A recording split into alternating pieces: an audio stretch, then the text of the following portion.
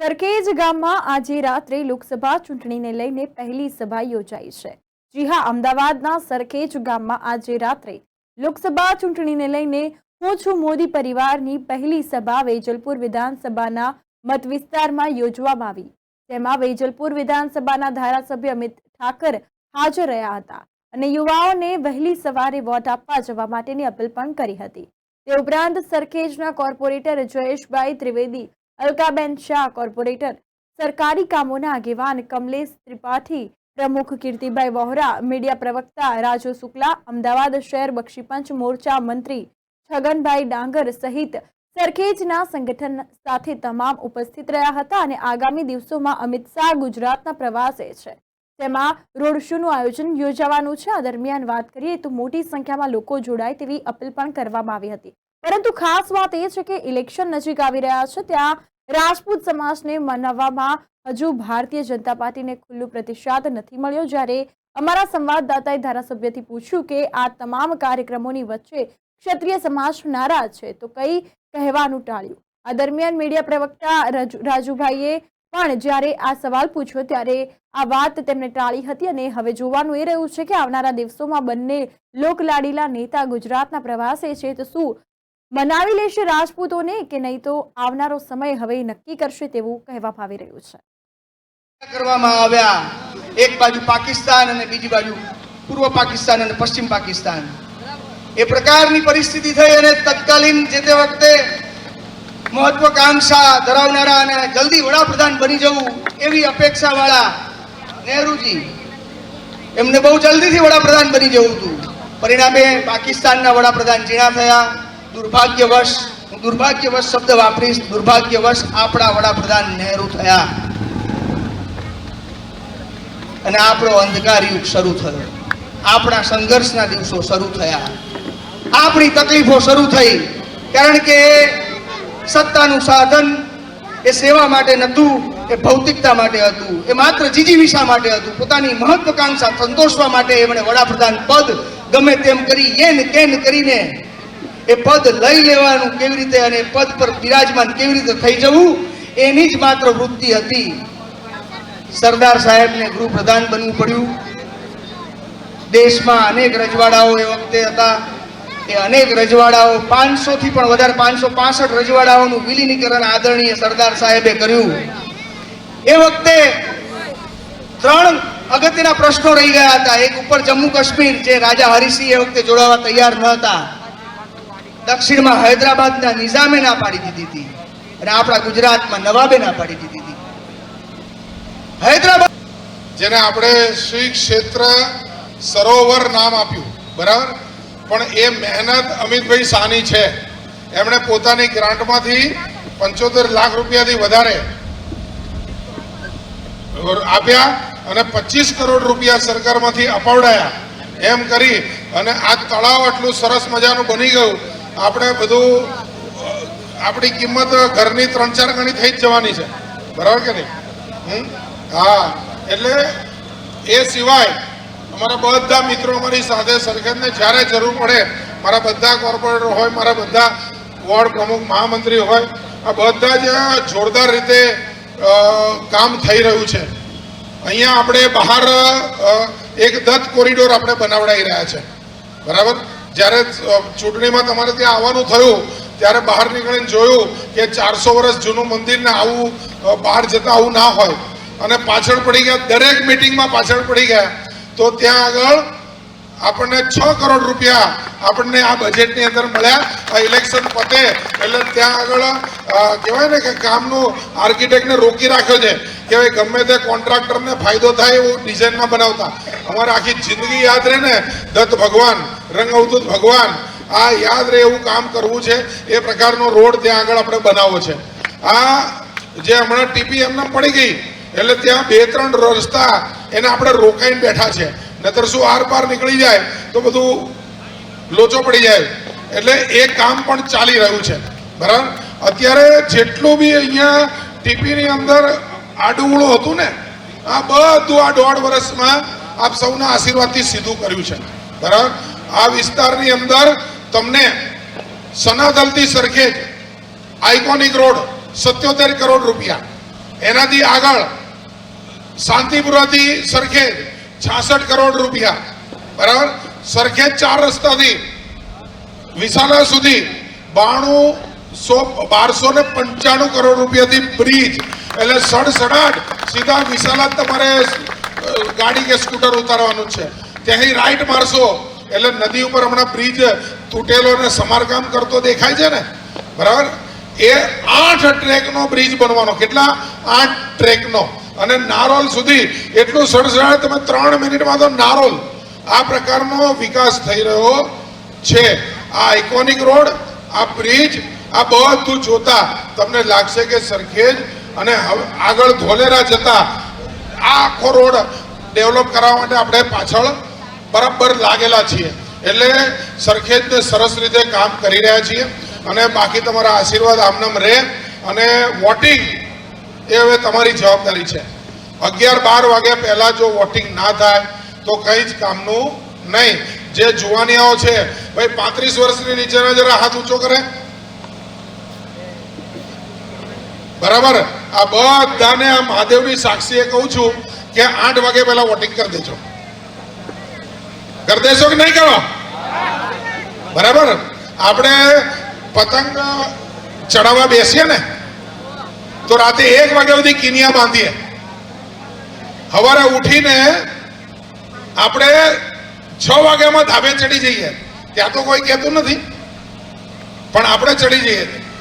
હવે અહીંયા જો રાતે કિનિયા આડીઓળી બંધાઈ ગઈ ને તો આખા દેશનો પતંગ ગોથ ખાઈ જશે, ખબર નહીં પડે, બરાબર કે નહીં? એટલે સૌને મારી વિનંતી છે કે વોટિંગ કરવા માટે સવારે 7 થી લઈને 8 વાગ્યા સુધીમાં જુવાનિયાઓ. શું દેશ માટે આપણે આપણી બાઇકમાં 1 લીટર પેટ્રોલ ના નાખી શકીએ? 10 વોટ ના લઈ જઈ શકીએ? આપણી ગાડી શું દેશની ગાડી નહીં? આપણી ગાડીમાં આપણે 5, 15, 25 વોટના ફેરા ના મારી શકીએ ભાઈ? આ લોકતંત્રએ મને તમને શાંતિથી જીવવાની તક આપી.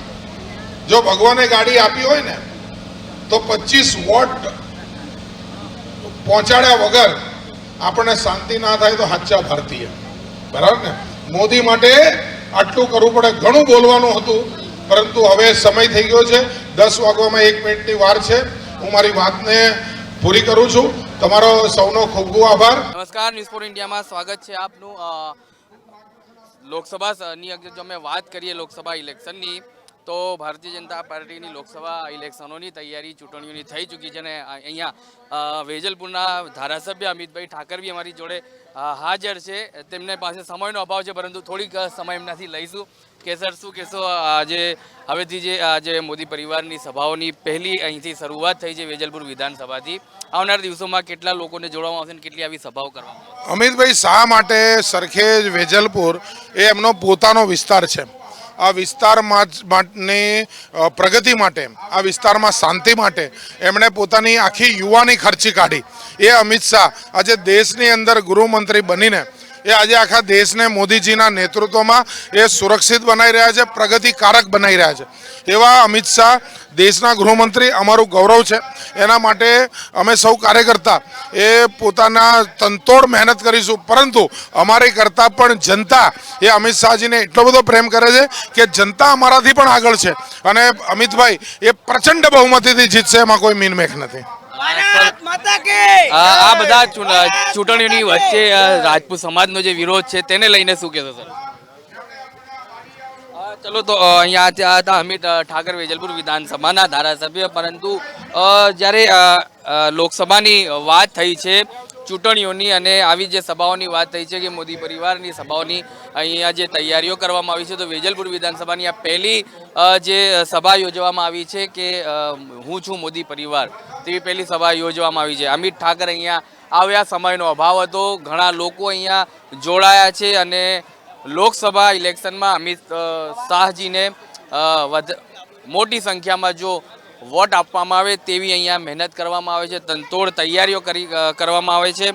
અને હવે આવનાર દિવસોમાં અમિત શાહ પોતે જીવરાજ પાર્કથી વેજલપુર જે વિધાનસભા છે ત્યાંના લોકોને જોડીને આ લોકો લોકસભાની એક મોટી રોડ શો થવાનો છે અને અહીંથી મોટી સંખ્યામાં લોકો જોડાવાના છે તેવું આહવાન કરવામાં આવ્યું છે. સીધા અમે અહીંયા હવે વાત કરીશું કે શું આ પ્રોગ્રામની હકીકત છે, એવા કેટલાક પ્રોગ્રામ યોજવામાં આવવાના છે અને જે રોડ શો યોજવામાં આવે છે તેની કેટલી તૈયારીઓ થવાની.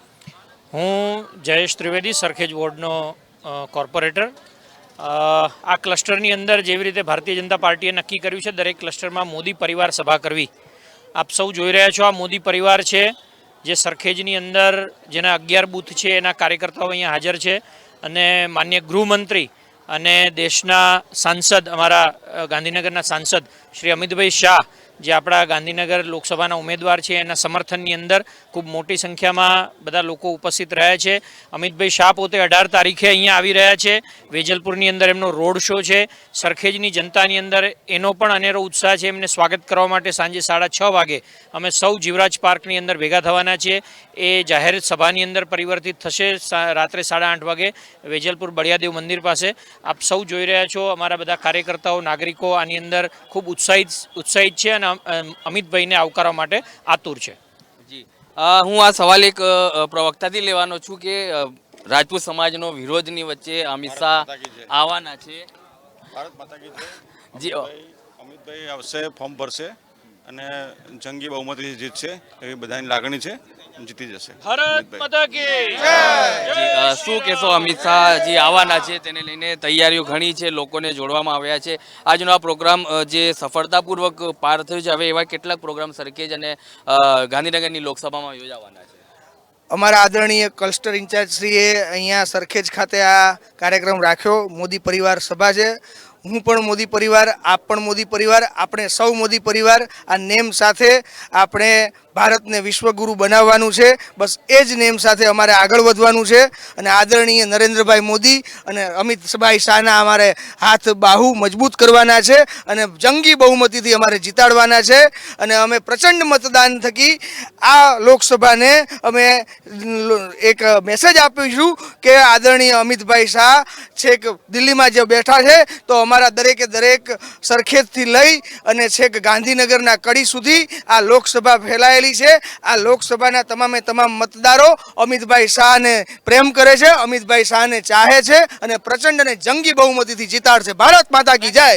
ઓકે, અમિતભાઈ શાહનો પ્રેમ છે, જંગી બહુમતીથી અહીંયા જીતાડવામાં આવશે.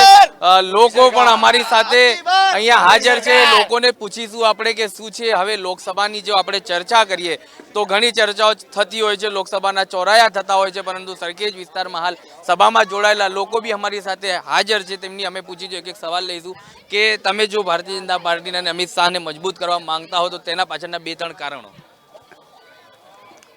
ભારત માતા કી જય. હવે અમિતભાઈ શાહ જ્યારે સરખેજ મત વિસ્તારમાંથી ઉભા રહ્યા હતા, અમને બહુ મોટી વિખરી લાવ્યા છે અને એવી અપેક્ષાથી અમે બધા આશા રાખીએ અને મત આપીશું અને એમની પાસે ખૂબ ખૂબ દોડાદોડ કરીશું. એ બદલ અભિનંદન.